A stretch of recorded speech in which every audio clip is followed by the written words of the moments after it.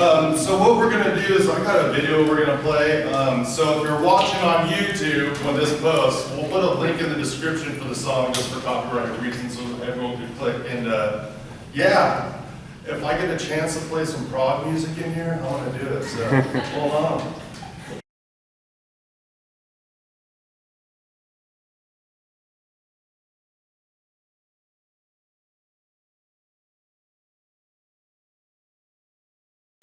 So there's a lot in that song. I was thinking about a while back. I was having a conversation with someone, and they kept like just talking about life and the problems that they're having in their life, and I'm just like, no, that's not how things are. And it's like just over and over and over. I was like, it just started like hitting me like, I don't think like that anymore.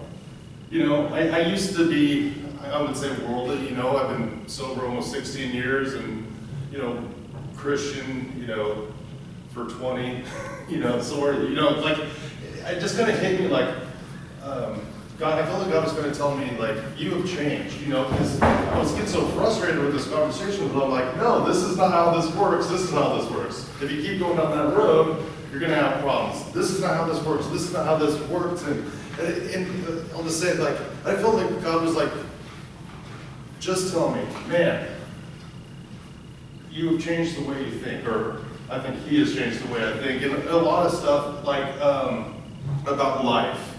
You know, you see the lyric in that song that says, "Welcome to the world where the innocent cry because there is no tomorrow." And you know, abortion is a hot button issue in this world today. But God has changed the way what I think about life. You know, just in general, I think life is valuable. I think all life is valuable. He's changed the way I think about love. You know, what it means is not just a fuzzy feeling that you have towards somebody. Love is tough. It's sacrificial. It's a commitment. You know, there's so many things love always protects. You know, always hopes, always trusts. What about truth? It's changed the way I think about truth. I believe there's an absolute truth. Do I know all the truth? No, I do not. But you know, it's the glory of people to seek out those things. But I believe there's absolute truth, and I believe there is truth. He's changed the way I've thought about hope in general. I remember the day I was just like, God, like, even if this day goes to crap, if everything that I think is important is gone, I still have hope in you and a future. I remember that day thinking, like, man, how do people live without that?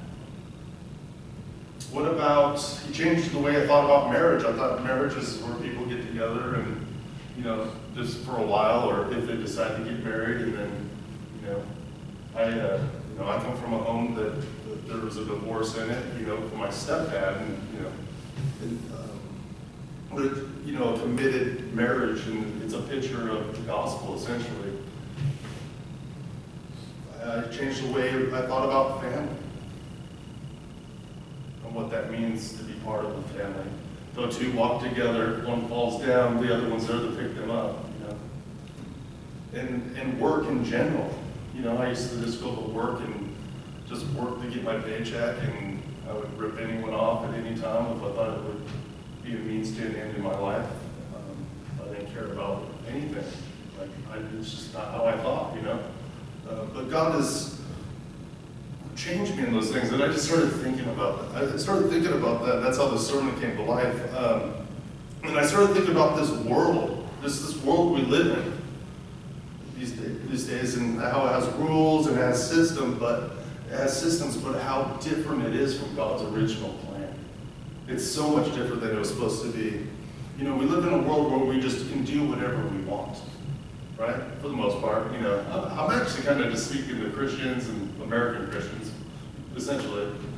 I haven't gone anywhere else, so I don't know much about anything else.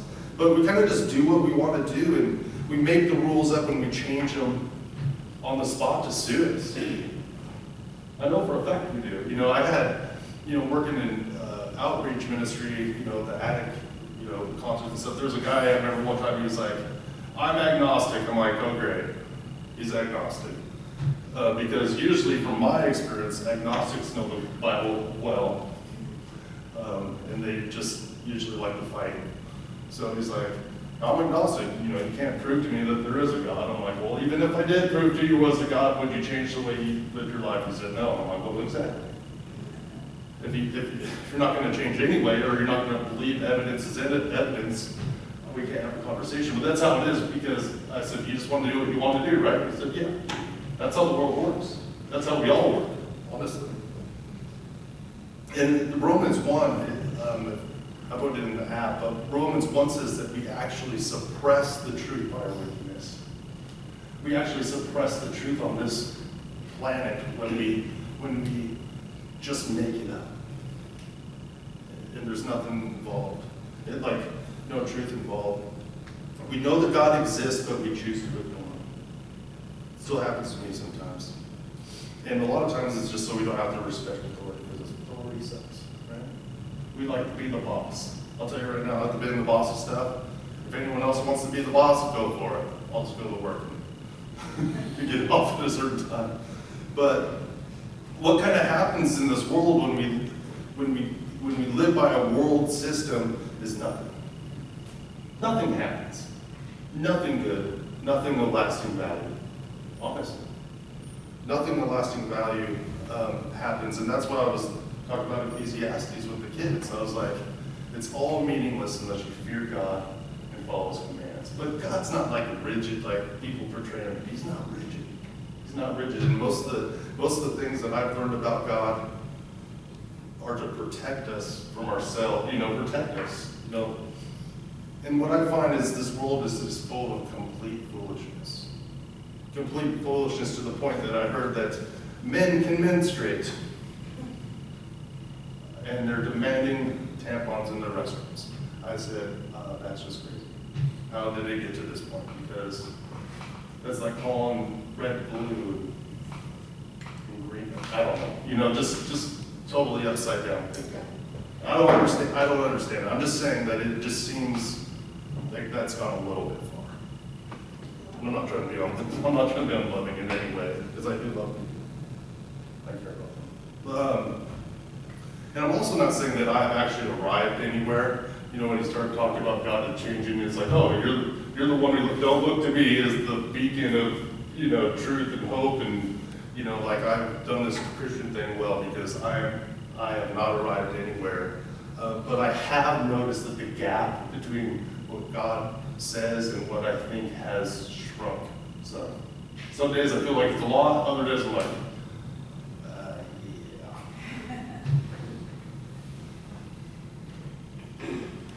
And I think as a collective, or I would just say as a believer, we're all in process, right? And that's where the church is amen, right?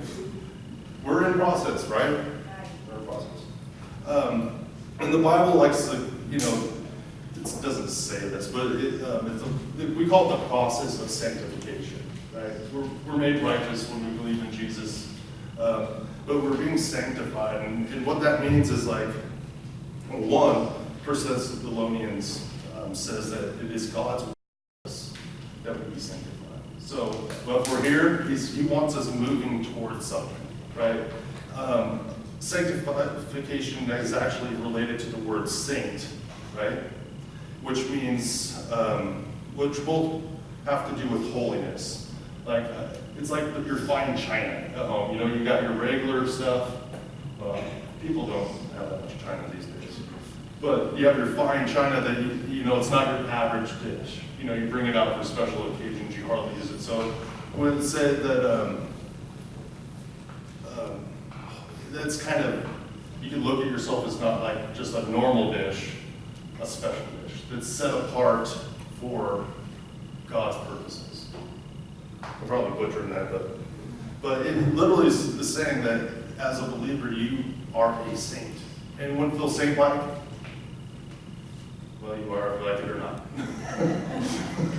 You are if you like it or not. It's because of not what you did, it's because of what Jesus did. And we're all in process. We're all sinners, and that means we miss the mark. Every one of us, every single day, in every way. We miss the mark. But we are actually called to be crucified to this world. We're supposed to be kind of dead to this world and its systems, the way it works. And we're called to be mortified to the world and its affairs and its enticements. We're supposed to be self-disciplined. I was trying to put big words in here because it was on the song. Mortified. But we're supposed to be disciplined and abstain from what would be out of order in our lives.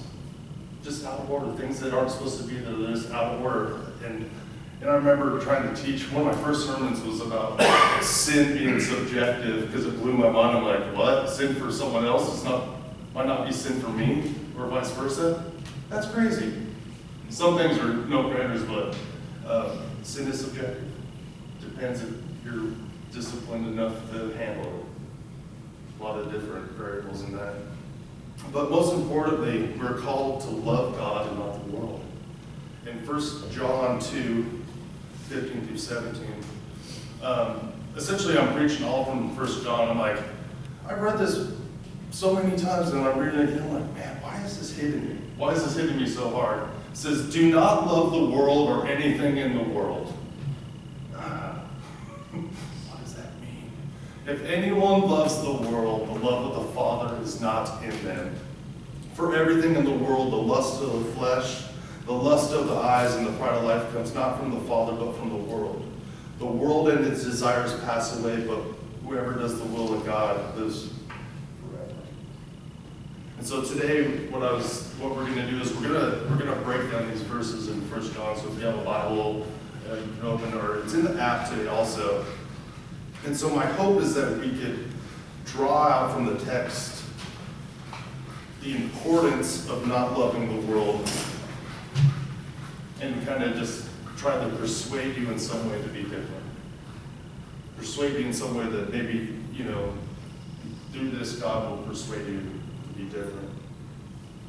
So the first part of this is, do not love the world or anything in the world. If anyone loves the world, the love of the Father is not in them. And again, that's like, okay, what does that mean? That's a tough one. So I came up with a fill-in for this. It says, worldly love and the love of the world is inconsistent. The love of the world, worldly love and the love of the world is inconsistent. Essentially what I'm saying is, there's no foundation when you're just going to make it up. You can build a foundation, but is it really a foundation when you can just change it any time? So I think inwardly we know there's no foundation. There's no rock to sit on. There's no cornerstone, right? There's no linchpin, essentially in this. And we don't, it's hard to live that way. It's like, we know that we're supposed to be on a narrow road, right? But there's stuff all around us that's kind of distracting us and many of us are led astray in so many different ways throughout the day. And I think it's a difficult thing to navigate if you're just going to make it up for sure. But what I'm saying is we got to have something to stand on if we're ever going to stay on the narrow road. There has to be commandments, like I said, fear God and follow His commandments, which is a whole other sermon. But we also got to realize that we have narrow hearts as people. We have very narrow hearts, and it cannot contain both loves. It cannot contain both loves. So literally the love of the world will suck the love of God out of us. It'll be replaced. And I don't know about you, I found myself so fixated on something in life, and it felt like it was interrupting my walk with God, and then it hit me. I'm like, why do I love this so much? Here's an instance that just comes to mind. So at the house I used to live in, I built a control room, for sound. So I had keyboards, I had guitars, I had drum set on the other side, I had it all mic'd up, I had a couch in there, I had video games, a TV, I had everything that I thought was cool, man. I had all my Dragon Ball Z stuff on the shelf, all my CDs, that I collected forever, and then I sold on eBay. But then I had all this stuff, and I was just laying there on the couch, just thinking, man, this is all I need. This is all I need. This is so awesome. And then it hit me. I'm like, dude, you've been in jail. Like, you're pretty much just in a cozy jail. Really, there's a whole world out there of stuff happening, but this is what you love right this second. It just kind of hit me. I was like, okay, it's okay to have that stuff, but why was that the most awesome thing ever? Like, I had finally arrived at this place where I was content with that, and it just, God wouldn't let me do it. You wouldn't let me do it. It's like you're still stuck in the basement, you know. Your wife's upstairs with the kids, and you're like hiding out from them.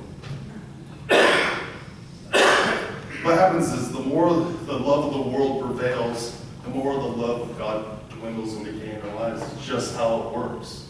When the things are out of order and we have no foundation, they just dwindle and decay. It just happens. Matthew 6:24 says it this way. It says, no one can serve two masters. You've got narrow hearts. Either you will hate the one and love the other, or you'll be devoted to the one and despise the other. You cannot serve both God and money. So this is talking about money, but the word money in this is really manna, which also can be translated gain. So just something that you consider gain in your life, something that you're gaining. And so sometimes when you feel distant, it might, God feels distant. It might just be because you got something in the way. And it happens a lot. It happens to us a lot. Verse 16, for everything in the world, the lust of the flesh, the lust of the eyes, and the pride of life comes not from the Father, but from the world. And the fill-in says, the love and lust for things of the world are not ordained by God. The love and the lust for things are the things for the things of the world are not ordained by God. And it's one of those things, I look at that, I'm like, okay, I look at the world and I think it's, in a lot of ways, it's good. God said it was good, right? Definitely before the fall, it's amazing. And I'm like, God, I think sometimes I'm like, God, okay, there's going to be a new heaven and new earth. Okay, so, like, here's what I want to do. When we get this new earth, I want to take my family to this waterfall that we found in the woods out in Washington State where I grew up. Because there was this day, we were just hiking through the woods and we found this, like, crazy waterfall. And we're on private property, so we were breaking the law. But we didn't consider that stuff. But we were out there, like, it was like one of the coolest days in my entire life. I look back at the cool, it was just sunny, it was awesome, we were hippies, so you can imagine what we were doing out there, but it was just awesome. I want to show my family one day when there's a new earth, and we can just cruise over there, Because the world's amazing, there's just amazing wonders and just cool things, if you sit outside long enough and just look at the trees and the birds or look deeply at anything, you could just be totally amazed by all of it. So I'm not saying any, it's not that stuff, it's the place of it, but I feel like Eve kind of fell in this trap in a few ways when she believed the devil and ignored what God said. Everything was good, they're in the garden, they had everything they need, they only had one rule, don't eat of the tree in the middle, right? But when the woman saw that the fruit was good for food, right? So lust of the flesh, and it was pleasing to the eye because it looked good. The lust of the eyes. It also desirable for gaining wisdom. She took and ate it, and that was the pride of life. Because wisdom, pride. She ate it. It's like our corrupted state.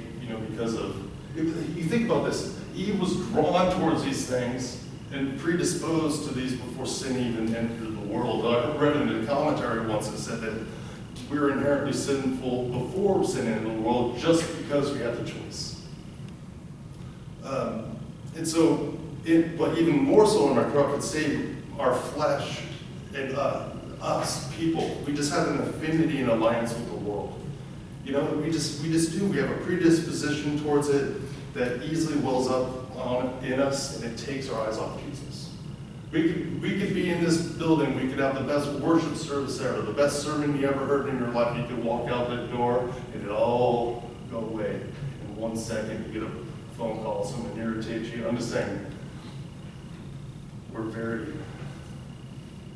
slow in this. We just have our flesh has an affinity to that, so don't be surprised. You're not the only one that has problems, okay? And so I wanted to take some of these apart a little bit more. We have three predominant inclinations of a deprived nature.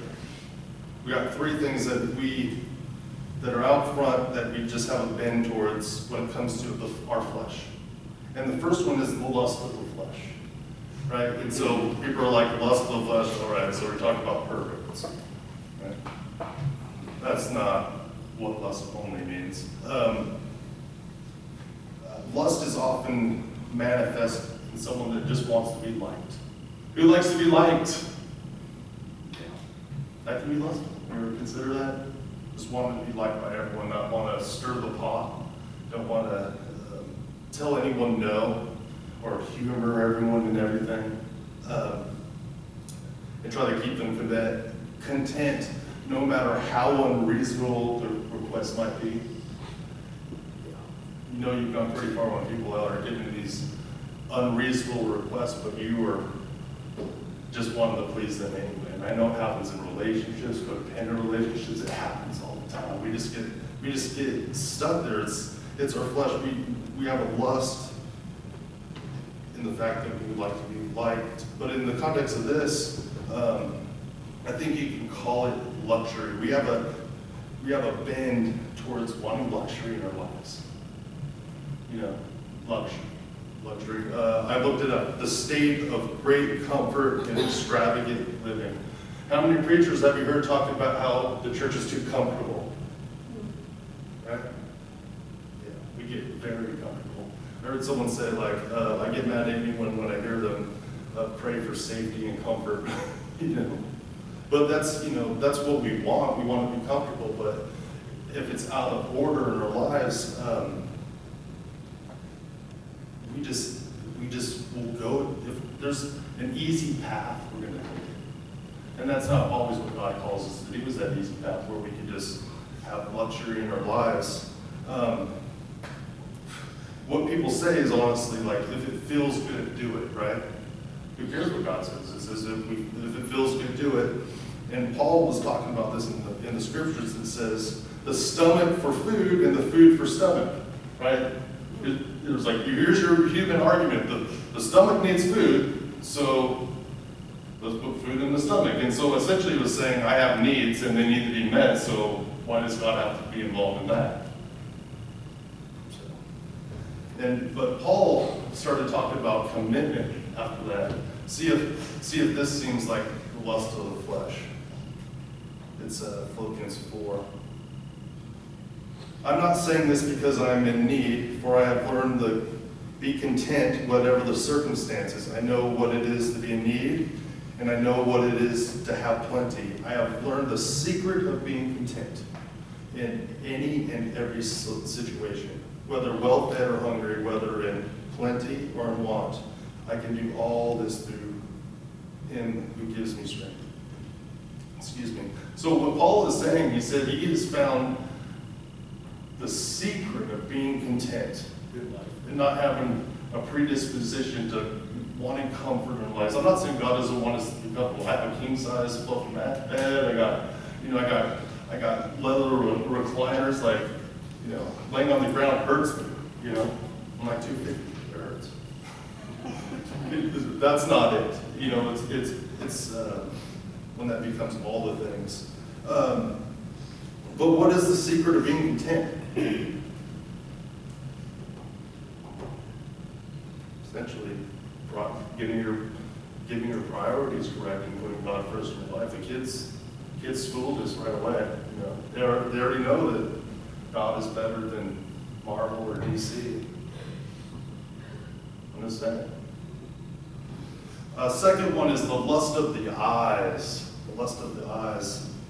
And this is it's similar to the lust of the flesh, but it has something that has not become luxury in our lives yet. It's like we're looking at it. It's an extravagance of the eye. Like our eye looks at something and we realize it's something we want, right? But it's more that it's like, I looked up extravagance. It's like when your eye is like lacking restraint in spending money, or using resources, costing too much money, exceeding what is reasonable or appropriate, absurd. It's like, I don't care what it costs me. I see something that I want, and I don't care what it costs. I don't care what God says about it. I don't care what my wife says about it. I don't care what the world says about it. I don't care what anyone says about it. That's what I want, and that's what I need. That's what I need, and that's that. And the eyes are delighted in treasures, riches, and possessions. They don't.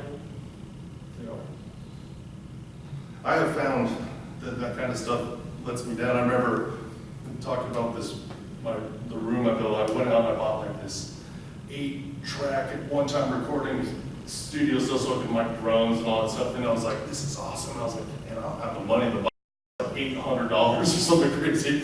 I'm like, I'm just gonna pay it off. I'm gonna do all this stuff. And then I bought it, and like 6 months go by, and then I saw one for like $500. I'm like, I'm an idiot. Next thing you know, they're like 300. I'm like, you feel it in your stomach. You're like, maybe I should have waited. Maybe I shouldn't have spent all that money on that, because like now it's obsolete, and I'm not as cool as I used to be. Man, everyone gets there. Even as a kid, buying candy and wish you got the other one. And just, it's hard. Yeah. But ultimately, the lust of the eye is the lust of covetousness. It's just wanting something that you don't have, wanting something that someone else has. You look at someone else and you're like, I want what they have. Why do they have what I don't have? Right? And there is reverse covetousness too. It's like when you judge yourself against someone that has less, so you feel better in a way. I don't know if that's what I'm saying that right, but I just say don't judge yourself against anyone. Judge yourself against what God says. But it's ultimately covetousness and just a craving for possessions, for having stuff. I work at a thrift store. Like, I have run a thrift store for charity for 15 years. This is how I feed my family, because people want their stuff for 25 cents. And I know where it all ends up. It ends up in the truck and at the store, because no one takes anything with them when they go. I know exactly where it ends up.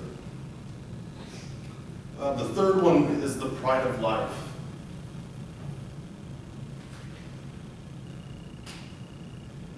And this one I would say, is most often manifest in our lives as vanity.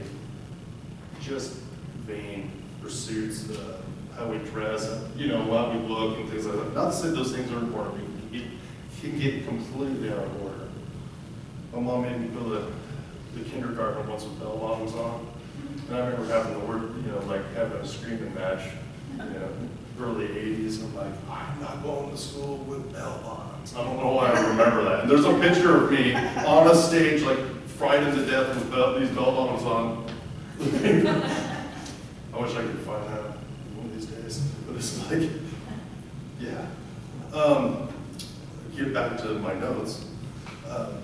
Vanity, this is a disease of the ear. Really, the pride of life is a disease of the ear.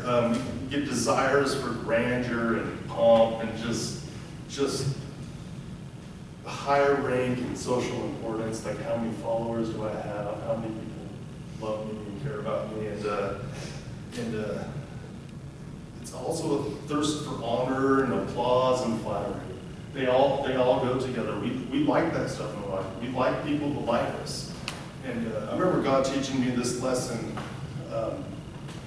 I had acquired a bunch of money, right? And I won't even tell you how I got it, but to me, it was like $1,000, and I thought it was like the most money in the world, right? And all of a sudden, I had all these friends. I was about 17, 18. I was like, all of a sudden, I had all these friends. Like, all my friends wanted to hang out with me all the time. They're like, because I had all this money to blow, because I didn't earn it. I stole it. But I'm like, and I remember, as soon as the money was gone, all the friends were gone. I was like, God always reminds me of that. I'm not trying to be, cynical towards everything all the time, people's motives, but it was like, they were just there for the ride. But it felt good until they're gone. then it made me feel like crap. Then I felt lonely. And as Christians, like these appetites for applause and flattery and just the disease of the ear, they really just we need to abandon them. We can't live like that's too much to carry. That's too much for us to carry. And they need to be renounced. And we also need to subdue them, and we need to be disciplined when they pop up in our lives. And I'm not saying people can't ever have nice things. That's not it. It just has to be in order, and it has to be something that you pray about and God's involved in. Because eventually even if you have it in the right order, someone's going to have an opinion about it, but you're just going to have to be like, well, it's between me and God. The devil told Jesus when he was in the desert being tempted that he could have all the kingdoms of the world. And this is the pride of life. And if you go back to the temptation of Jesus, it's these three things also. The devil used all three of these things. He said, you can have all the kingdoms of the world because there is to give. And Jesus didn't, he was like, I picture Jesus being like, okay, so you're going to give me all this. Are you grasping at straws? Because this is ridiculous. And you want me to fall down and worship you? Like, why would I want all this crap? Those are Jesus' words, but like, why would I want all this crap? Why would I want all these kingdoms that are fighting each other and killing each other and never getting along? Because that's how the planet's been since the beginning of time, since Abel smashed Cain over the head. Cain was Abel, but Abel, no. So yeah, since Cain killed Abel, I always forget which one that is. Cain was Abel, but Abel was dead. Okay. But it's happened since the beginning of times, and I think Jesus is like, this is just ridiculous. Like, why would I want these kingdoms when I have a united kingdom in heaven? Not a Europe in heaven.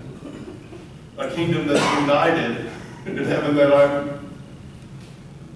a ruler of already. I spoke all this into existence. This is just crazy. And I was thinking about this, and I'm like, this is probably the worst sermon ever that you could preach. These are the worst kind of sermons you could preach because these things are like, we don't like hearing also that we can't do what we want to do. We don't like hearing that something's being taken away from us, right? I read it in a Tozer book. He says, the Church of Jesus Christ will not put up and they will not tolerate with a preacher or a pastor telling them what they cannot do. They only want to be told what they can do. It's a part of life. Part of life. But that's the problem. This world is vanishing. We all know it's falling apart. I looked in the mirror and I'm like, why is there this hair sticking out my ear? I was like, I think it is, I don't know. I hear that they suck in and come out other places. I've still got most of my hair. But, the older you get, you start noticing spots on your hands, you get a little bit of gray. Things start changing, and the world itself is vanishing, The cars don't last. Nothing you get lasts, Everything's always breaking. And this world will pass away. It's not going to last. 100%. It's not going to make it. I heard on the news, I saw it on Facebook, where someone was like, there's an asteroid so big flying by the Earth today that it has its own moon. Well, if today's the day, Lord, today's the day. Let's do it. And not only that, but lust and enjoyment will decay also. Wanting to be liked and just enjoyment will just decay. All this lust and enjoyment of this world will all decay. And everything, let me say it this way, what happened to all the frills and the pomp and the pleasure of those who came before us that are now in the grave? What happened to it? I sold it at my store for charity. That's what happened to it. Or your family fought over it. Never talked to each other again. Stuff is not that important. To top all this off, there's scriptures in the app, by the way. Let's plug the app again. That tell all these things. You top it off, you'll probably be hated if you don't live by those world standards. or if you don't live by these world standards, you're going to be hated. You will be persecuted, and Jesus was persecuted, and you will be persecuted. And so we kind of need to look at this, that we have a calling. And we have a calling that is to more than just this world. I think we can easily get stuck thinking this is all there is. But we have a calling, but it's not to this world and to this life. We are actually looking forward to an eternal home. And just knowing that and having that truth and that foundation in my life has taken a lot of the stress and the pressure off of it. We are objects of God's love, and we're actually called by Him to live in opposition to the world's standards. I'm not saying we need to go out and find everyone. I think we need to follow His commands well and understand what they mean. You know, Christians get a bad reputation for stuff that they don't even do, right? I saw a video today. Some guy was filming some guy that didn't even know stop by the side of the road and give this homeless guy a jacket. Just put the jacket on, say, we'll come back and give it. I'm like, sometimes I look at this world and I'm like, it is all gone to crap. And sometimes it's just the most simple acts of kindness. And my guess, I don't know, is that guy is probably a believer and God convicted him, and maybe he ignored it a bunch of times, and then finally he got tired of ignoring it and just did what God said. That's how it's worked in my life. I'm not doing that. Next thing you know, I'm preaching sermons, years later. You start knowing what conviction is, and you notice that God loves you and doesn't give up on you and keeps teaching these things. You guys can come up.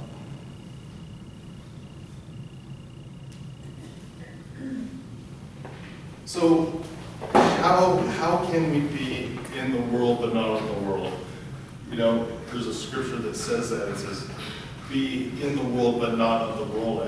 It's a complicated thing. I think I gave us a few guidelines and some ideas of what to look for, but how do we actually do it?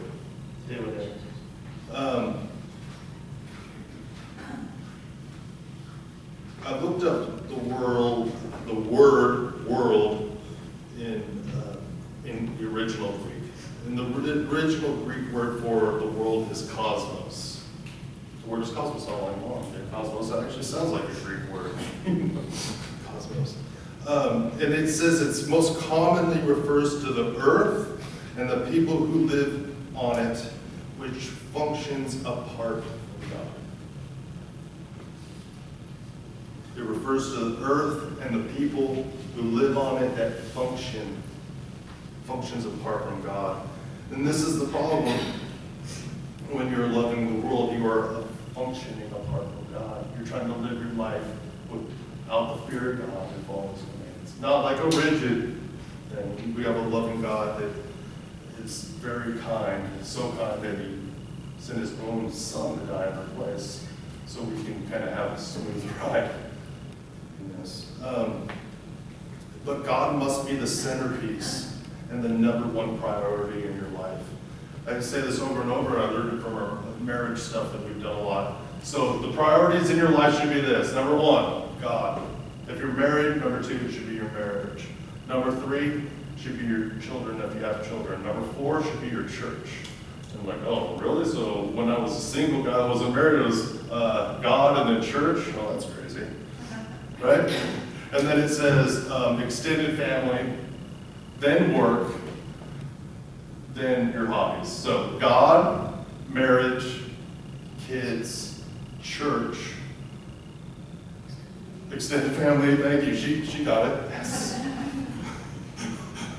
Your work, and then your hobbies and stuff. And that, just knowing that, right, is done a lot in my life. We're like, okay, what's most important? But the thing about that list is everything that's lower than something on the list is fighting for a higher position. Every single thing is always fighting for a higher position. It is. Right? So how many people are just hanging out with their families instead of in church? Just kidding, that's a cheap trick. We're supposed to be able to enjoy life too, right? We're supposed to be able to enjoy life, right? We got to do it with the right foundation. It says, but first seek his kingdom and his righteousness, and all these things will be given to you as well. And I always think that, okay, seek him first. Let him take away from me anything that I'm not supposed to have that is damaging in my life. And give me what I'm supposed to have to do his will.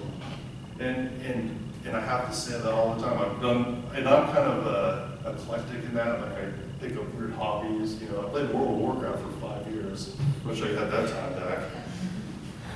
Don't play online video games because you might make friends. You can't give up. So I want to, before we play this last song, I got a little test. It's a couple verses that will test to see if you're functioning apart from God. And these are tough ones. They're all in 1 John 2. We know that we have come to know him if we keep his commands. Let me read it again. We know that we have come to know him if we keep his commands. Do you know God? Whoever says, I know him, but does not do what he commands is a liar, and the truth is not in that person. This is in the Bible. This is John, the one that calls himself the disciple that Jesus loves, and he talks about love all the time, right? But he's saying these tough things. Whoever says, I know him, but does not do what he commands is a liar, and the truth is not in that person. But if anyone obeys his word, love for God is truly made complete in them. This is how we know we are in him. Whoever claims to live in him must live as Jesus did. Who's crushing it? Let's try to crush it at least. Don't just give up. He died for us so we could just try to crush this, right? We're all going to be guilty of this from time to time. We need to come back to it. Am I loving God in this? Do I love his commands? Am I a liar? Because you are. You are. Time to time. Next one. This one's tough too. Anyone who claims to be in the light but hates a brother or sister is still in darkness. How much unforgiveness do we have in this world? A lot. How many broken relationships? A lot. And I'm not sure, it says brother or sister, maybe it's talking about in the church. I didn't look into that, I could research that, but anyone who loves their brother and sister lives in the light, and there is nothing in them to make them stumble. But anyone who hates a brother or sister is in the darkness and walks around in the darkness. They do not know where they're going because the darkness has blinded them. And so that's a litmus test for your heart. Are you holding hate for brothers or sisters in your heart? You know, you say you love God, but you don't do what he says. Welcome to the world, right? Where the struggle is real, and you know how it feels. But God has a different way. He has a firm foundation for us to stand on, where he teaches us about love and truth and hope. He gives us strength, just something. He gives us just a place to stand on, so we don't have to make it up as we go. And that is a big deal. It changed my life completely. I'm so thankful for it. But I still would like things all black and white, not necessarily subjective, and I want to have the figure it all out. And God, what he's doing to us is he sanctifies us in those things. Like the grace has already been given. I'm not saying rush out and stuff. The grace is already given, so we have the freedom to kind of seek out these hidden matters of God and what actual real truth is. And that's Christianity. That's Christianity. And the world is looking for that, even though they won't admit it a lot of the time. People are looking for real stuff. Real stuff. I hope everyone has a great week. Let's bow our heads and say a final prayer. Lord God, we just thank you for this day. We thank you for the time that we had to worship you and learn more how to be not of the world, God. We can be in this world, but not of the world. Lord, let us just draw closer to you this week. Let everyone be saved. Let all their families be saved. And let us just make our priorities you and have the right priorities. In the name of Jesus, we just thank you for everything. Amen.